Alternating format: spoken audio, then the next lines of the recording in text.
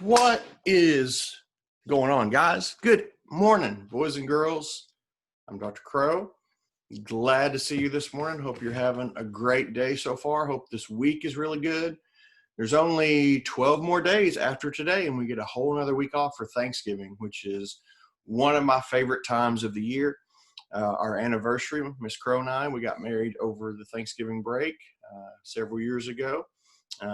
Eli got adopted over the dates during our Thanksgiving break, and then we get to have all our family hopefully together and eat and watch football and have a good football. That's what I could do. Football. I didn't even think about football. Okay, hang on. Can you guys wait right there? I want to do something, but I need to put on something. Okay, just hang out right there. Okay, it's gonna be fine. Don't worry. It won't take long. Okay, gonna be right there. Just stay there. Talk amongst yourselves. Okay, be good. Okay, and whoop-a! Ha-ha! You like it? The referee, right? The referee in the football game. Like if this was still Halloween, we could be there because he's like the scariest guy ever. But it's not Halloween anymore. But the referee, I always like to cheer for him. Do you know why? Because he wins all the time. He never loses. He makes us lose sometimes, but that Mount Ida game. Anyway, so I want to talk about rules because we have to have rules, right? Every sport has rules in it. Football and basketball and baseball has umpires, and volleyball has judges and line judges, and all the different sports have different rules they have to follow. And the umpires or the referees or the officials are the ones who enforce the rules. Let me do some, and they have like hand signals, okay? They have really cool hand signals. And so like in football, do you know what this means? That means holding, because they were holding on to somebody's jersey and it's a penalty. And this is a face mask, and this is a false start. But then if you're in basketball, this is walking, traveling without dribbling the basketball. This is pass interference, and it's a personal foul. And volleyball, this means out, I think, and that means in. Coach Brister, is that right? Let's see. This is a charge. There's lots of different rules. This is a personal foul in football. Face mask. This is targeting, where they hit the quarterback in the head, so they hit themselves in the head, I guess. It's a blocking foul or offsides in football. There's lots of different things. And since the referee's far away, he has to give these signals sometimes so that they would know the rules. And so he's there to be sure that everybody does what they're supposed to do. Now, couldn't the teams just do that themselves? Well, maybe if they would do it, but they don't always play by the rules, and so they need an official there to tell them what to do. It's good to know what to do. It's good to know what we ought to do and what we shouldn't do. It's good to know what lines we should stay in. When you guys go outside for recess, you have certain places you're supposed to play. When you come in a classroom, you have certain rules in each classroom, and your teacher tells you to be sure and obey this rule, and that helps everybody get along and know what's expected. So we might pretend that we don't like the rules, but really we all kind of like them. We like to know what our teachers expect from us. What if I was teaching your class and I said, boys and girls, tomorrow we're going to have a test. So be sure and study tonight.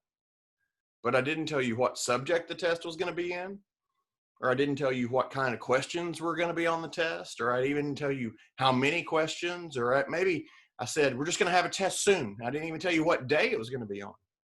That would be really hard to do, and you wouldn't know what to study or when to study or how. So rules are actually really good for us, and they help us in a lot of different areas. So rules can be okay, even if we don't always like the guy who enforces the rules.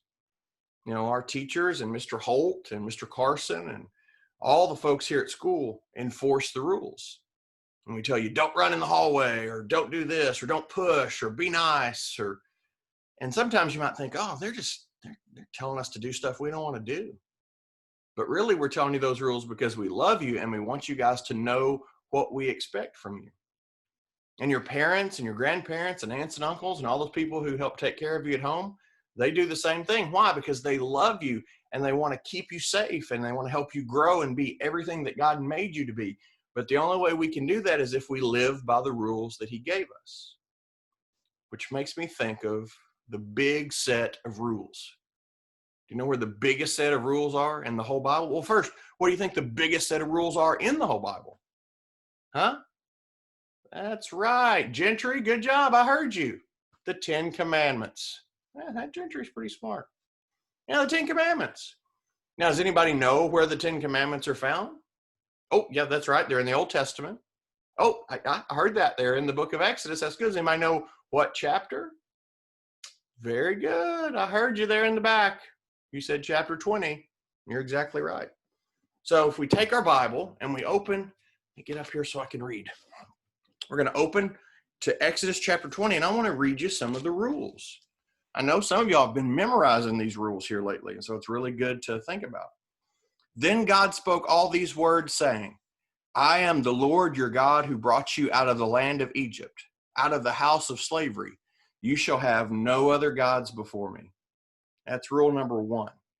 No gods before our God. That's the most important rule. You know why I think that's the most important rule? Because if we'll serve our God number 1, then everything else will go away. We won't worry about all the other stuff. You know, when sports teams play and participate at the end of the season, when they win the championship, they like to hold up number 1 because they're number 1. They're the best team, they think. Well, we serve the best God. We serve the only God, the one true God. And so if we'll live for him and have this be our focus, no other gods before me, that just means nothing is more important to us than God. And that's something we all need to say and something we all need to live by. That there's nothing more important to me than God. You know, before I can be Miss Crow's husband or Hannah and Eli's daddy or the teacher at the high school or your chapel speaker today, I have to be a good Christian first. That means I got to love God number 1. Well, the second command is you shall not make for yourself an idol. An idol is just anything that you worship instead of worshiping God. And so sometimes in the Old Testament, they would actually literally make an idol. In fact, when Moses comes down from the mountain, y'all remember what the people had built? Yeah, they made a golden calf and they were worshiping it instead of worshiping God. Anything we put in God's place can become an idol to us. You know, it's this jersey I'm wearing. It's about sports, and I love sports, but I'm afraid that a lot of people make sports their idol. It becomes the most important thing to them. Hobbies or other things that you like to do instead of worshiping God, instead of Bible study, prayer, or church attendance, those can become idols. And God says we can't have those. He says, number 3, don't take God's name in vain. We don't use God's name as a curse word or in a silly, goofy way. You've probably heard people say OMG or oh my, and then they say God's name. Well, the Bible says that God's name is too holy to do that. It's not a word that we just use and think about as not being significant or important. When we say God's name, it needs to matter and mean something to us. So we don't take God's name in vain. Or to keep the Sabbath day holy, meaning there was a day of rest, and God told them when they were supposed to rest, they needed to do that. They needed to set aside time to rest and to worship God. And I think we need to do the same thing. We need to spend time worshiping God and set aside time only for the Lord. And he tells them that they should work on 6 days, and on the 7th, they should rest. You know, God wants us to work hard. And when it's time to work, we need to work hard. When it's class time, we need to do our best to be good students. Or when we're playing sports, we're representing our school or our families, we need to do that to the best of our ability.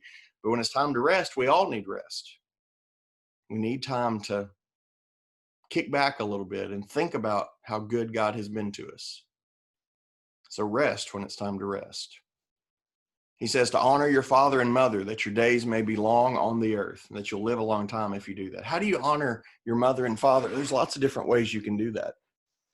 See, my name is Billy Don Crow. My grandpa's name was Billy, and my dad's name was Don, and so I'm named after both of them. And so I literally carry their name with me. So when someone calls me Billy Don, which is what everybody back home calls me, every time I hear my name, I think about my dad and my grandpa. And I want to do well and make them as proud as I can. We honor our mother and father by obeying them when they call us to do something. God gave us the parents that he wanted us to have. No matter how we got into their house, into their home, God put us there. Hannah and Eli came into our home in a different way than some of you came to your families, but God still brought them to our family just like God brought you to your family. And so he put you there, and you need to honor those people that he put you with, because that's God's doing. And by honoring them and obeying them, you honor God as well. And you do what they tell you to. You're respectful. You're kind to them. You speak to them with respect, just like you do with your teachers or anyone else at school. He goes on and he says, don't murder. You don't kill anyone. We don't get so angry at someone that we want to use our hands to hurt them. We would never want to do that to another person.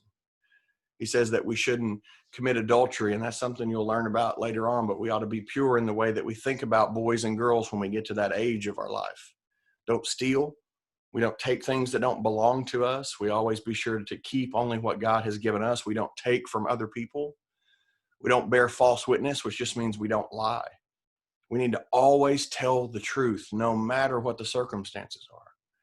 And he says we shouldn't covet, meaning we shouldn't want things that other people have just because they have them. You know, this is our playbook.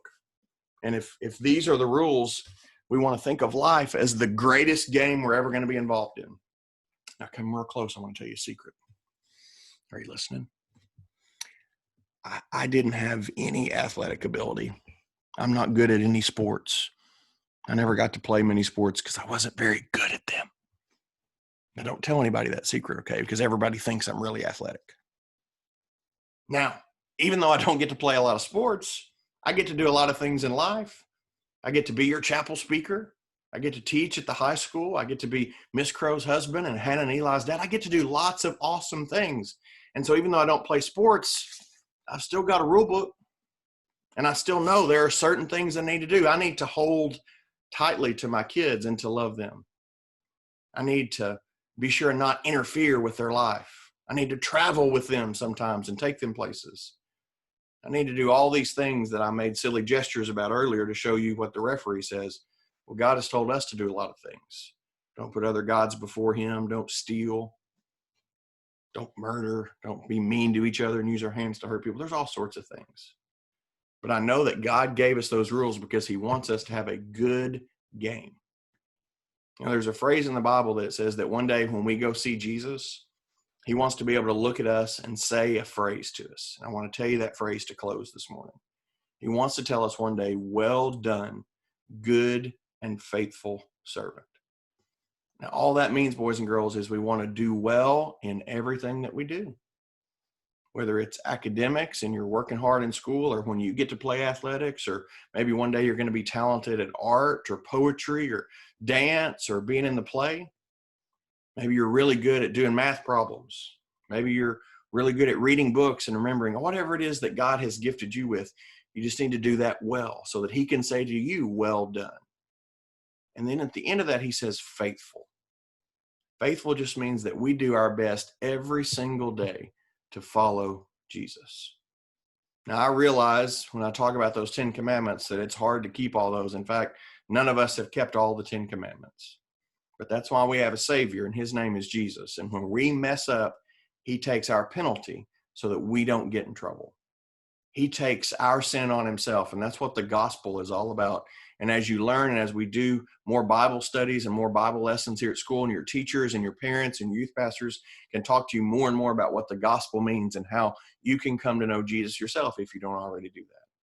But if you would ever like to talk to me about that, stop me in the hall and say, hey, Dr. Crow, stop traveling and come talk to me for a minute. And I'd be glad to do that. I'll even wear the referee shirt if you want me to. Guys, I love you all, and I thank you so much for letting me be your chapel speaker today. And I hope you have a great day in everything that you do. Well done, good and faithful boys and girls. Honor your King with everything you do today. I love you all. Have a good and godly